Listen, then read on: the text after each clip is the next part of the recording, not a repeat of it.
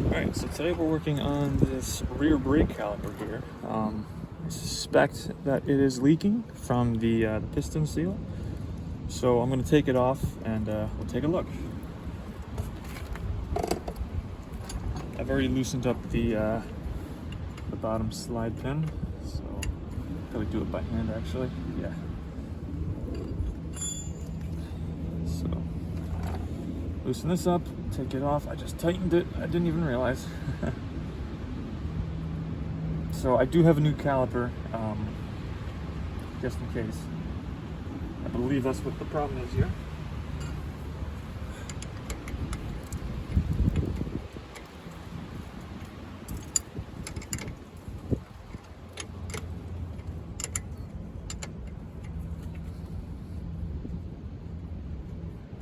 Almost there.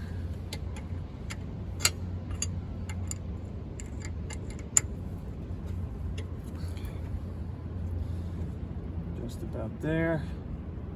There we go. Alright, so bottom pin is out. I put this off to the side so I don't lose it. Let's lift this up. Let's lift the caliper out.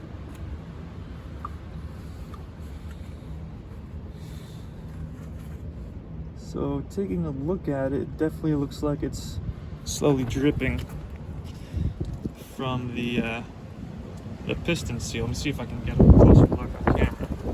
It's definitely coming from that area. So I think just a slow leak. It's definitely needs to be changed out. So let's do that now.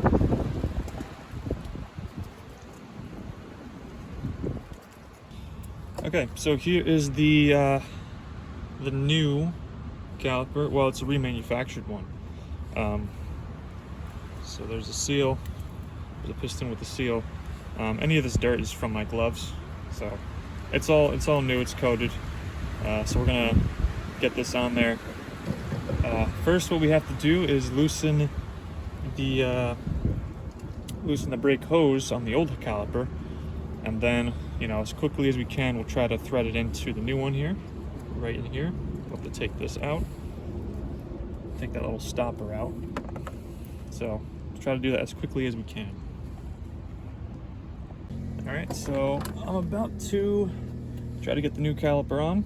So let me, I'm gonna use an adjustable wrench to loosen the old one. So let's see how it goes. I got a cardboard box under here so that none of the brake fluid spills onto the driveway.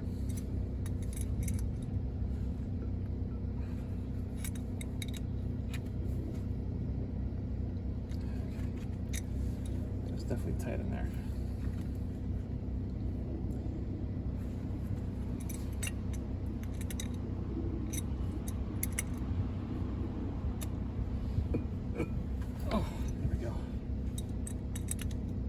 Just came loose.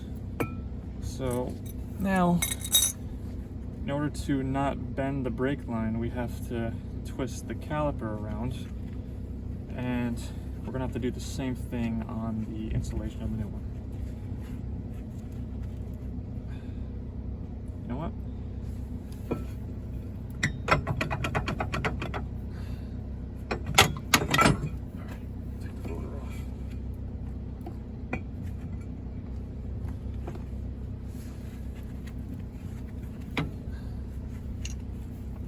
Okay, old caliper out, old leaking caliper out. Now let's get the new one in. So you gotta thread it on by spinning around the caliper, which can be a little difficult. But once you get it, then you're good. I think I just got it. Yep, we got it. All right, so new caliper is attached. Okay, maybe one more time, if it'll go all the way around again. It does. All right, just starting to get tight. Where's my adjustable?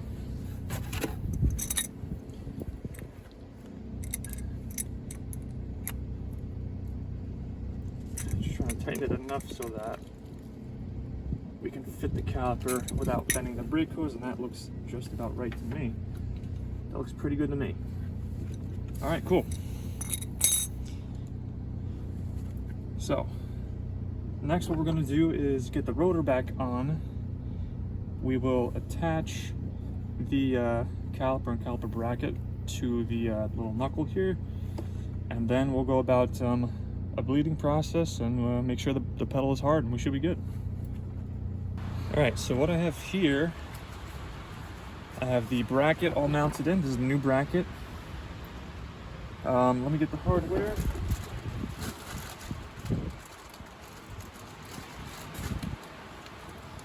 So I have the new brake hardware that goes on the bracket. All right. Bottom and top one are in. Let me get the inner pad, get that mounted in. These are relatively new brake pads, and the rotor, even though it's rusty, it's relatively new. So they are not being changed. It's just the caliper that was leaking that is being changed. So hopefully my knee wasn't in front of all that. Move the camera over. All right, so let me take the caliper, the new caliper, get my hook out. All right, put this to the side. Now we can put the top pin in. They've been pre-greased, so they already have grease on them. The outer pad I already put in. I slotted it into the caliper.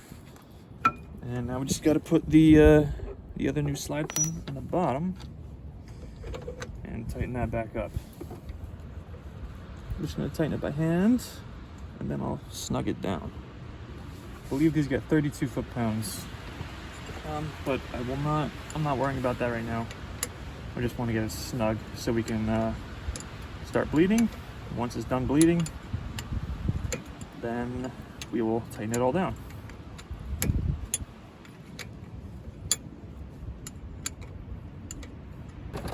All right, the boot for the slide pin got pushed back a little bit, so I'm just going to try to lift it up a little bit, see if we can get it to there we go. Just had to push it back and forth. There we go, now it's back. But the good news is it does slide back and forth. Okay, so now what we have to do is bleed the system. To do that, I don't have a hose to attach to the bleeder here. But I do have this bucket, so I'm just by myself, so I don't have a partner, so it's going to be a little bit more tricky, but it shouldn't be too bad. We should still be able to get it, no problem. So what I'm going to do is I'm going to pump up the pedal. I'm going to loosen the fill cap, and we should get brake fluid coming out of here.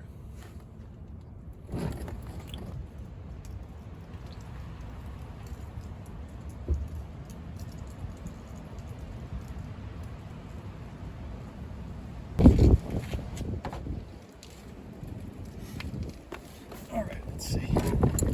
Let's loosen it back up.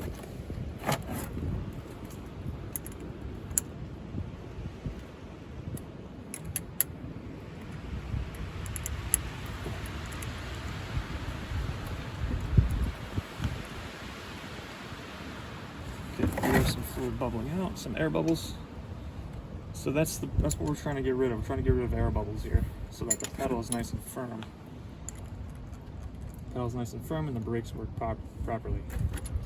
So we are getting air bubbles out, which is good. That's what we want. You can see it bubbling up. So that means the system is indeed bleeding air. All right, we've still got a few bubbles coming out here and there, so I'm just letting it gravity bleed. Oh, there comes some more. There's some more coming out right now. So I'm just gonna let it gravity bleed here for a few minutes. Then when I don't see any more bubbles, I'm gonna tighten it up, start the vehicle up, press the brake pedal, see if there's any air left in the system.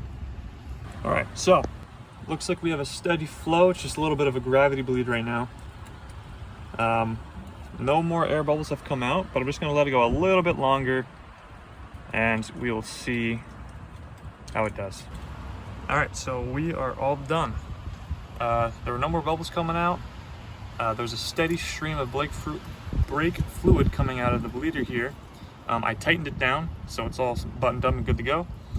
The only other thing to do would be to start the vehicle up, make sure the pedal does not go to the floor. All right, so let's test the pedal. First pedal will be loose, second pedal, third. Feels good. It's not going to the floor. It's nice and firm.